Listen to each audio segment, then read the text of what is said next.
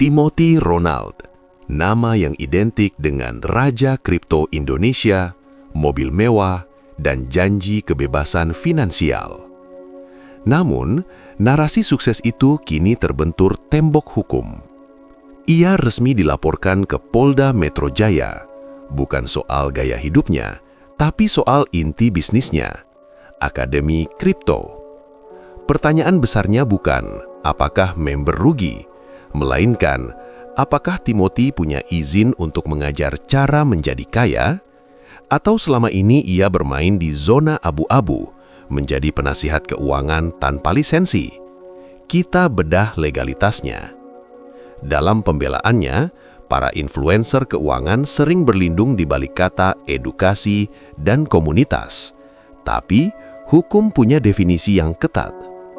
Mengajarkan apa itu blockchain adalah edukasi, tapi memberitahu kapan harus beli token A di harga sekian adalah financial advice atau penasihat investasi. Laporan di Polda Metro Jaya menyoroti dugaan aktivitas yang melampaui sekedar edukasi. Jika terbukti ada pemberian sinyal trading berbayar tanpa lisensi yang sah dari otoritas berwenang, maka narasi hanya berbagi ilmu hanyalah tameng kertas yang mudah robek. Mari kita bicara regulasi. Di Indonesia, pasar aset kripto diawasi oleh Bapepti, pihak yang menghimpun dana atau memberikan rekomendasi jual beli secara profesional wajib memiliki izin.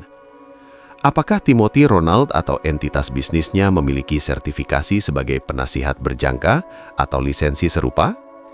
Hingga video ini dibuat, publik belum melihat bukti lisensi tersebut dipampang secara transparan. Tanpa lisensi, aktivitas memungut biaya langganan untuk akses informasi trading eksklusif bisa dikategorikan sebagai praktik investasi ilegal.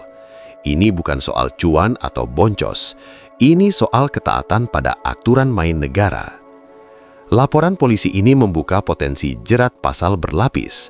Yang paling krusial adalah Undang-Undang Perlindungan Konsumen dan UU ITE.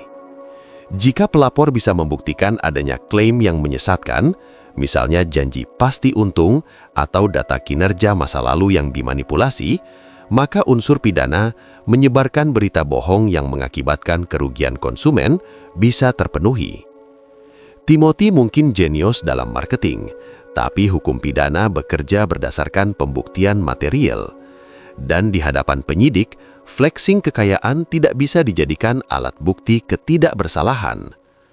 Kasus Timothy Ronald adalah puncak gunung es dari fenomena finfluencer di Indonesia. Regulator kita seringkali terlambat satu langkah dibanding inovasi dan manipulasi para pemain pasar.